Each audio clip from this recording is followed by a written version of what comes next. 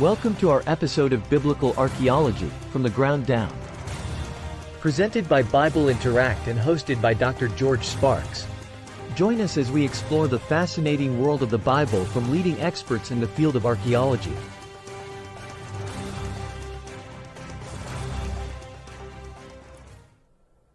Hello everyone, I'm Dr. David Graves, an experienced biblical archaeologist and CEO of Electronic Christian Media.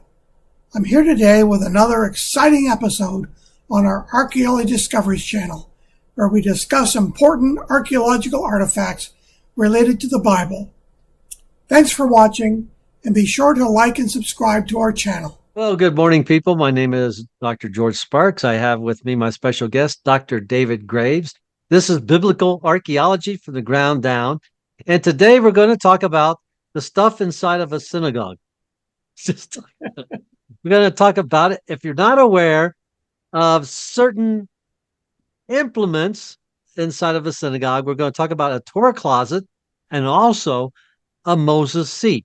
Now, that doesn't mean that Moses is sitting in that seat, but Dr. Graves is going to explain that to us in a moment. But first, I got to tell you who Dr. Graves is. Dr. David Graves received his PhD from the University of Aberdeen, has also been involved in teaching the Bible and archaeology for more than 35 years. He has taught at Oxford University, England, Liberty University School of Divinity, provided tours of the Ashmolean as well as the British Museum. He has traveled extensively in the Middle East, has been involved in the Mount Ararat research.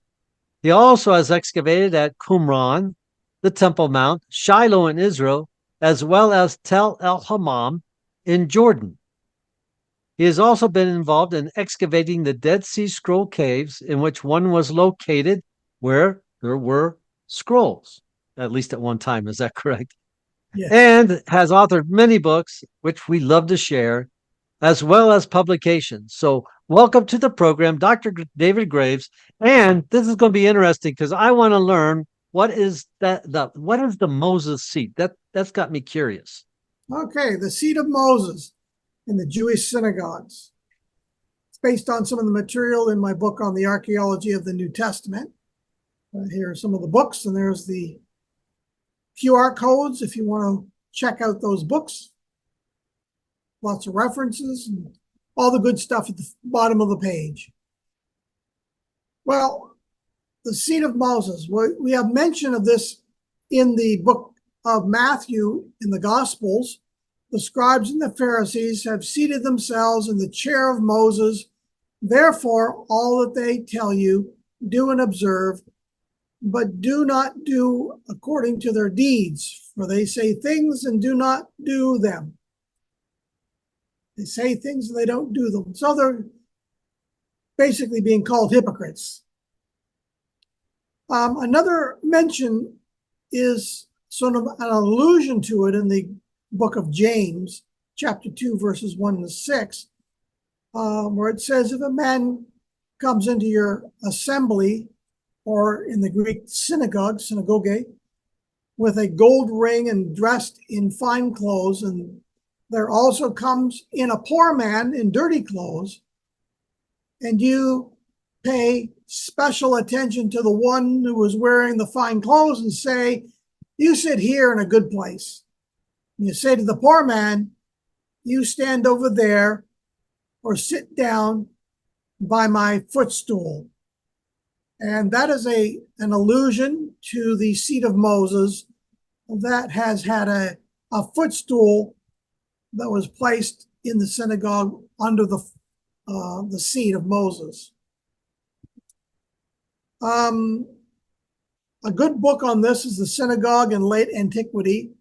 I'm not an expert on synagogues. I don't claim to be, but Lee Levine is one, and I would recommend that if you wanted to read more on synagogues and how they functioned and a lot of their furniture. He says, however, to the best of our knowledge, and in contrast with the pagan priest and the Christian bishop, we know of no one particular person who might have regularly occupied such a seat in a synagogue setting where leadership was relatively decentralized. Thus, it is likely that in many congregations, more than one person occupied the cathedra.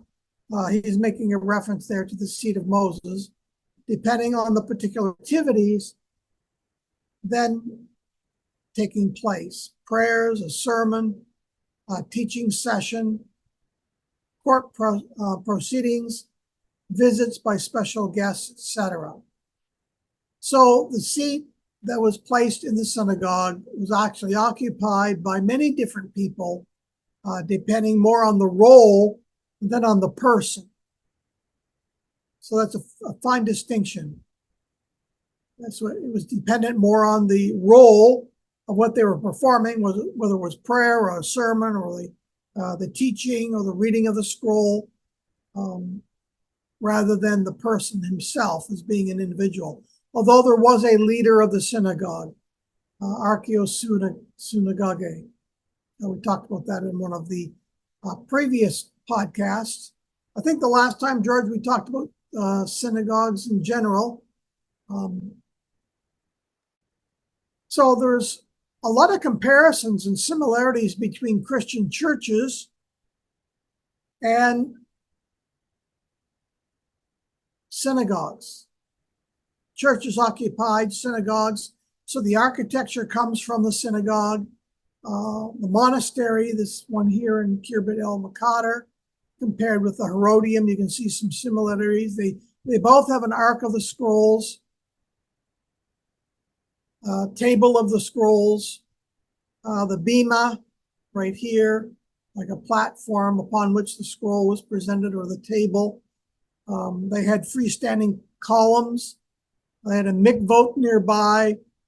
That's the place where they were doing their baptisms. The Herodium had 2 mikvot, and the one that the synagogue at Chorazin had a mikvot as well. So the Ark of the Scroll in the synagogue is called an apse in a church. The table of the scrolls is called a communion table in a church. So in the mikvot, it's called a baptistry in a church. So a lot of the same furnishings and ideas transferred from the synagogue to the Christian church, and that's where those ideas came from. And that's an important idea to keep in mind, this transition from synagogue to church. We want to talk about Chorazin. Here is a map that I've drawn of the archaeological remains, the northern quarter here, the eastern quarter. And here we have the synagogue in the center. There's the mikvot, or the baptistry there. Some houses, residential area, the central quarter, with an ancient road that runs around the southern quarter. So the synagogue became the centerpiece of the community. And then some houses here with a paved courtyard. You'll notice also here that the stone that they built and used up in Galilee region, where Chorazin is located, was this black basalt we've talked about in past podcasts, in contrast to the white limestone. Chorazin is mentioned in the Gospel of Matthew. Woe to you, Chorazin, woe to you, Bethsaida. If the mighty works done in you had been done in Tyre and Sidon, they would have repented long ago in sackcloth and ashes. Here's another view of it, different angle. Cornices, the black basalt walls. Dr. Lane Rittmeyer has reproduced some of it in his drawings. Get an idea of how it looked from the outside, with steps going up, and a large archway up here. And what they discovered was a seat of Moses. This is what it looks like here on the right. remembered for good Judean son of Ishmael, who made the mold or stoa and the stairs. As his reward, may he have a place with the righteous. So that's the Aramaic inscription we find on the bottom of it here. So it was dedicated by this individual, Judan, the son of Ishmael. With a close-up of it, here's the replica. The original is actually in the Israel National Museum. They'll often put a replica in place where it was discovered. So the seat of Moses applied to a special seat of honor in the synagogue for whoever happened to be the person of honor on that Shabbat. You might have a person honored to read, the elder to read the Torah that particular day. You remember Jesus did such a thing. They brought the scroll out to him and he read from Isaiah. He would have sat in the cathedros, special chair, where the leader or the ruler of the synagogue sat, Archaeosynagogues. And so the leader exercised the authority of Moses. Of course, it's the book of Moses. They often read from a portion of it, the Torah. They would sit in this chair. And the black basalt seat was discovered in 1926 during their excavations there. And as I said, has this Aramaic inscription.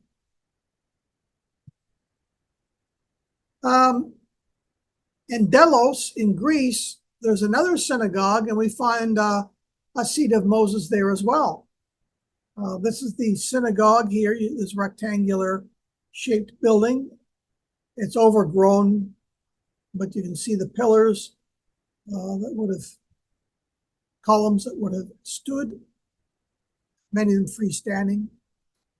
Here's a map, courtesy of a friend of mine, Stephen Rudd, from his website, bible.ca. And this is where the seat of Moses was situated.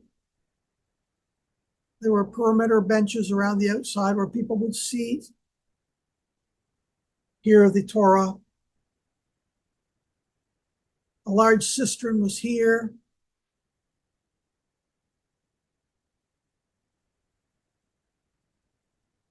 Close up of it.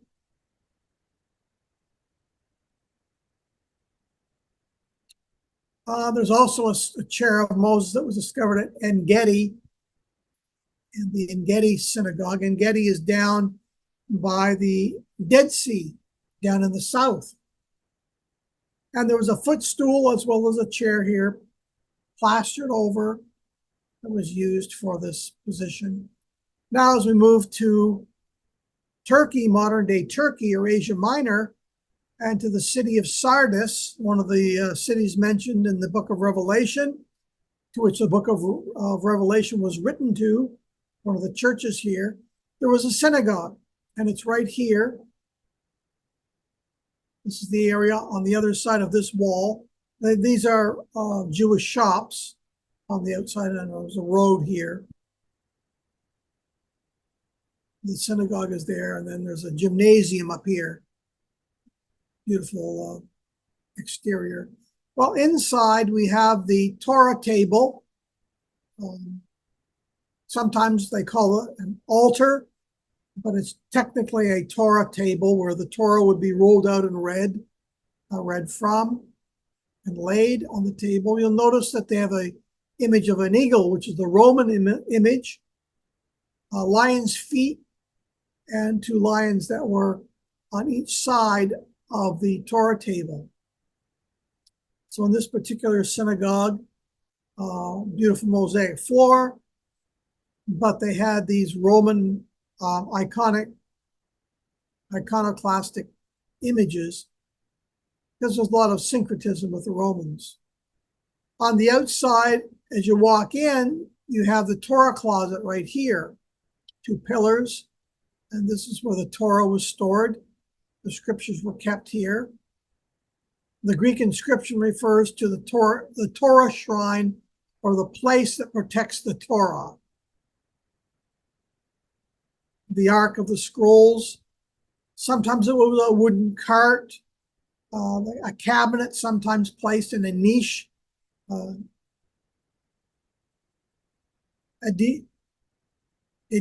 Edicule in Greek. Here it is on the outside wall. On the outside wall. Sometimes it was on wheels and was carted in. There were 85 Jewish dedicatory inscriptions in the mosaics and on the walls of this particular synagogue. One of them was actually quite interesting because it mentioned the word shalom. 8 men are identified as members of the city council here, so it had a prominent role and place in Sardis at this time in first century city of Sardis. In the center of the mosaic is an inscription mentioning Samo, and also this Greek word translated wise teacher or teacher of wisdom. So he was the priest, Herus. So Samo was the priest or the wise teacher or teacher of wisdom. And so he would have used that seat of Moses to sit and read. It may have been here where he sat. To my knowledge, they haven't uncovered a specific seat of Moses in the Sardis synagogue, but we do have the Torah chest. Another Greek inscription found near the synagogue entrance directed the Jews to find, open, read, observe the commands or observances of God. Last one we're going to look at now as we go to Syria. This is the Dura Europos synagogue. This is an interesting inscription they found on one of the walls, plastered. Heliodorus, and mentions his occupation. Ecturius, an official responsible for the distribution of wages to the Roman military. And to give you an idea of the closet again, this one here is a modern day Western Wall Torah closet near Jerusalem. You notice it's on wheels, so it's wheeled around. But the one that was found in Syria, the Torah shrine, is right here. Black and white photo of it. The Torah shrine is in the western wall of the synagogue.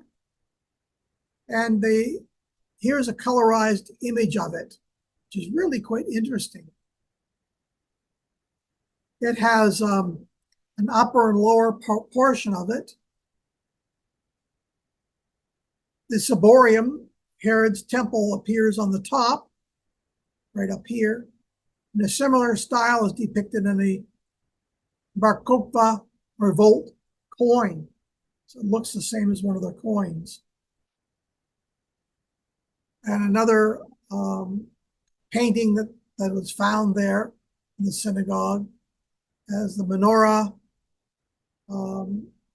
Also has the one of the altars. And the Greek up here says Aron. In Greek, Aron. So the bottom part of the inscription, or the Torah chest, was actually painted. So the bottom part of it here, you'll see a diamond shape and some paintings that they had. The pillars were painted as well.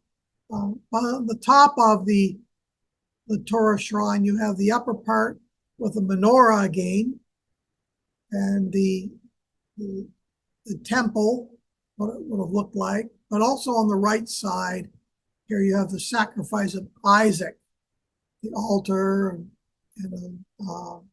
a lamb or a ram, and Isaac here sacrificing. So that's what it depicted.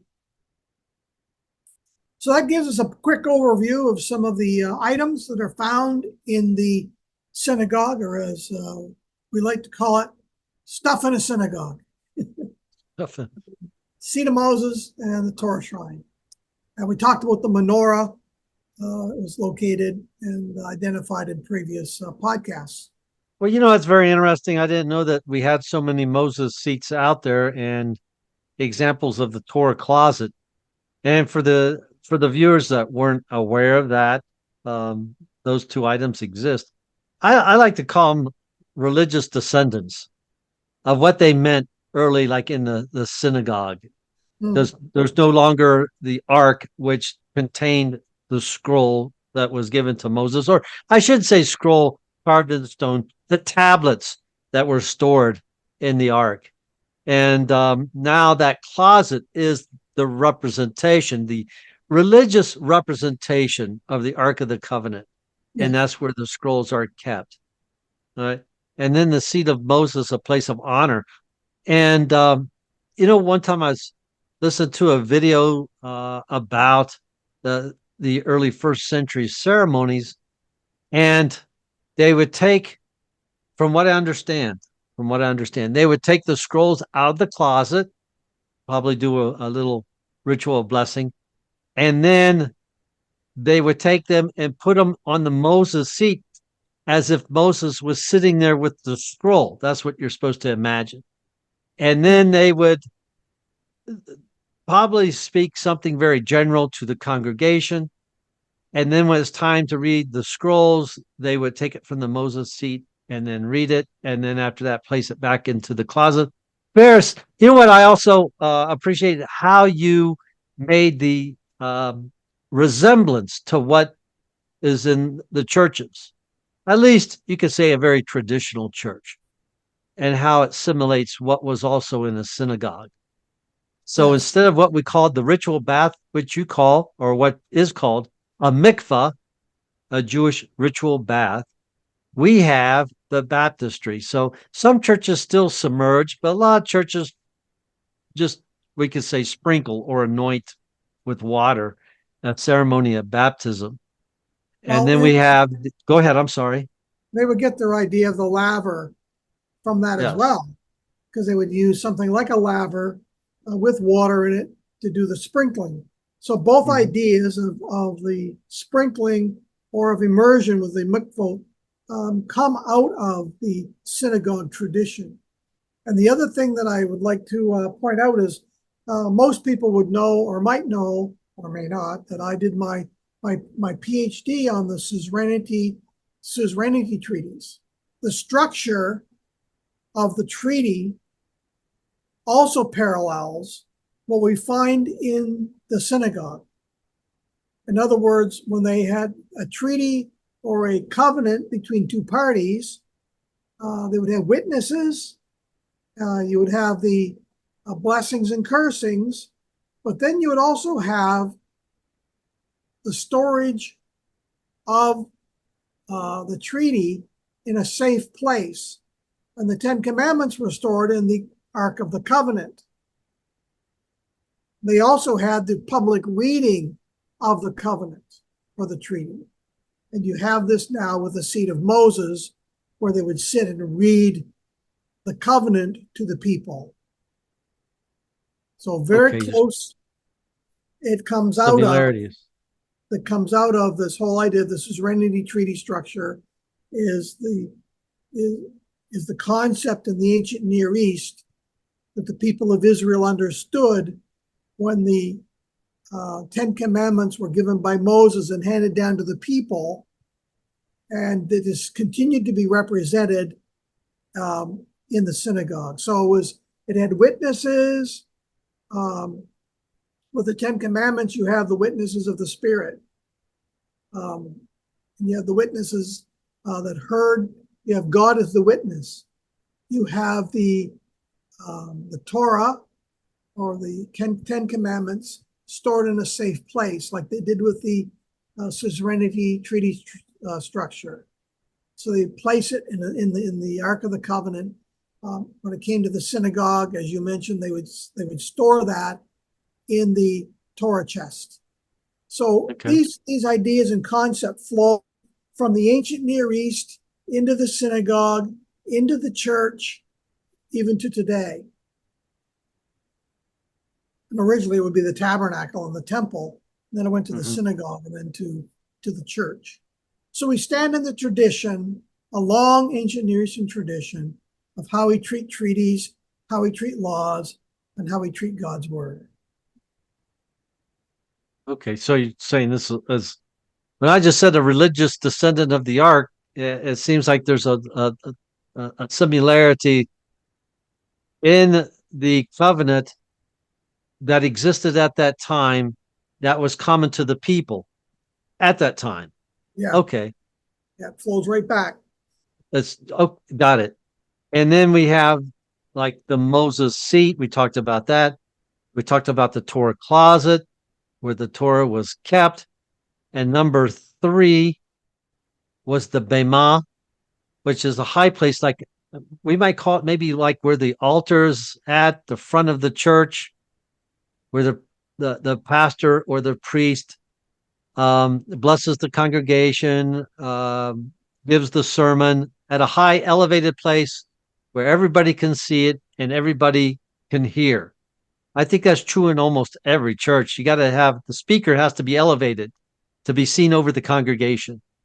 And that was also true in the synagogue. There would be a place of elevation, and that was called the Bema. Is that correct?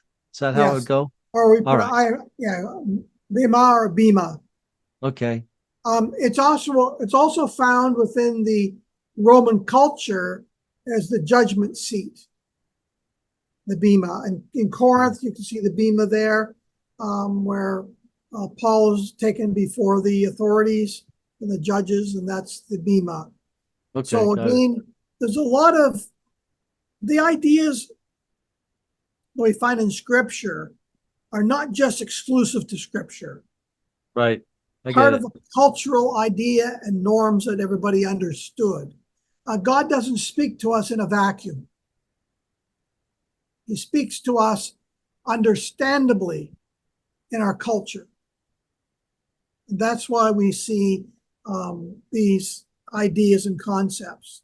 They're not exclusive to Christianity. They're not exclusive to Judaism. They're not exclusive to the ancient Near East. We live in a context, and I think that's very important for us. Right, and that's why I like that similarity you did between the synagogue and the churches. Yes. Because I don't think too many Christians venture into synagogues at all to understand the similarities. Yes. And we also mentioned, let's go back over real quick. You said the mikveh for the Jews is where they did the ritual bathing, so the submersion. And we would have, you said the laver or our baptismals. Yes. Let's say, and then we had the Moses seat, place of recognition of authority.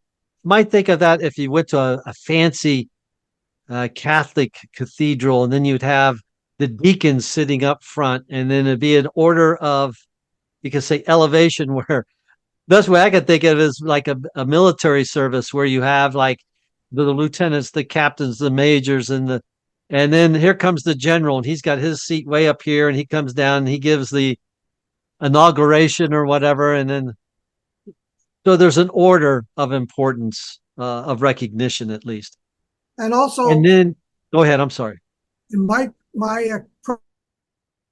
as a Baptist, we would have normally three chairs on the platform with the communion table down below. Same kind of structures you'd find in the synagogue, where you'd have that would be like the seat of Moses, where any guest speaker that came to speak would sit in it. The pastor would sit in it. And then you'd have maybe a couple of deacons that might sit in it, or another guest that would come and sit. So you have the seat of Moses, similar, and they would be the ones who would do the reading of Scripture. Same idea as a synagogue. Along with we would call it the altar. In the synagogue, it was the um, table of reading or the table of the Torah. So we had the mikvah, place of like the baptismal. We had the seat of Moses, a place of authority. You have a bema, a high place where everybody can see it. It's a place of elevation. And then you have the Torah closet, the location where the scrolls were kept.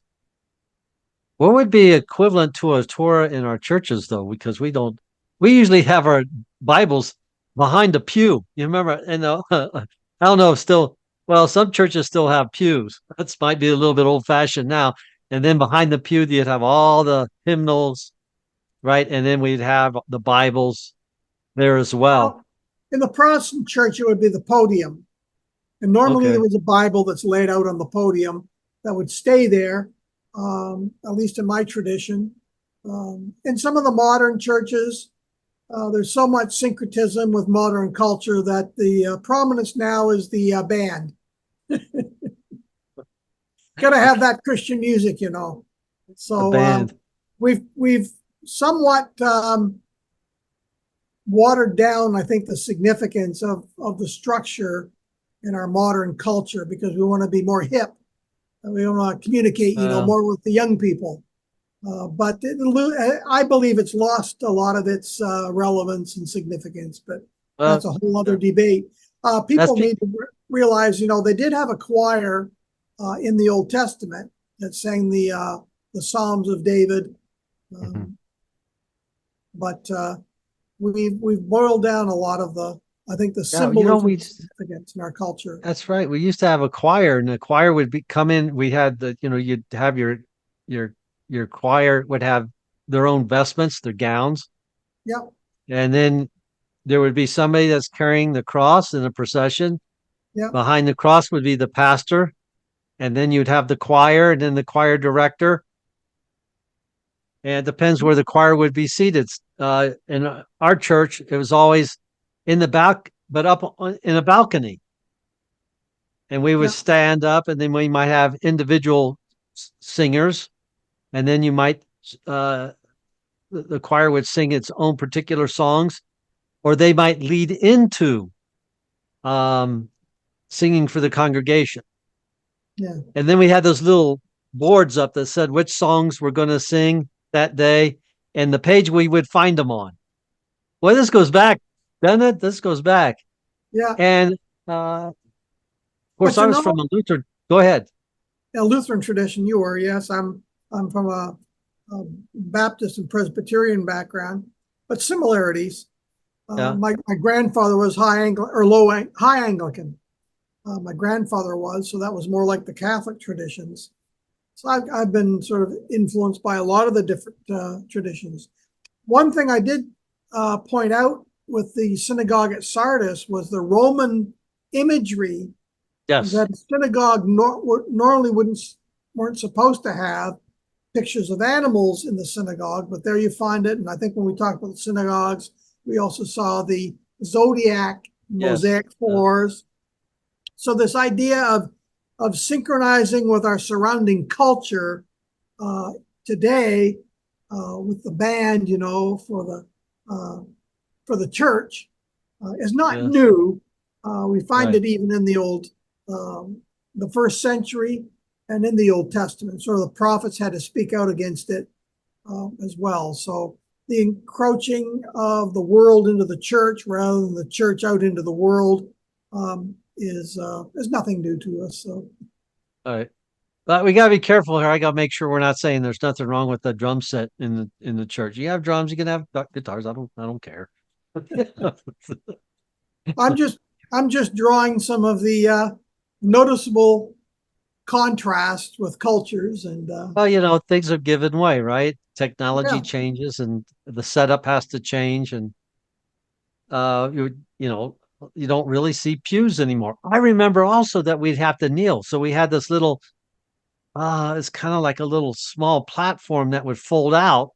So then when you kneel down, you had this little padded place for your knees. So everybody would kneel, pray, stand, and very you could say traditional in some respects of it. Maybe you see it in some more older formal services.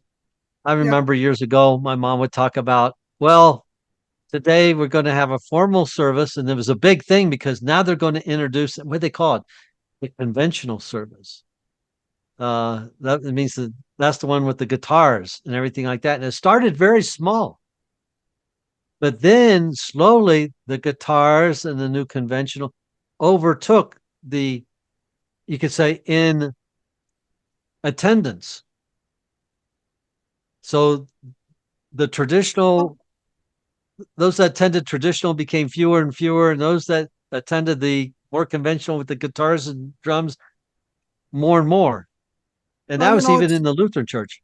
it's like with the synagogues. You start with the menorahs and the Mhm. shofars and some of the images, of the of Isaac and the sacrifice. But eventually, you got the zodiacs and the astrology being introduced in the floors.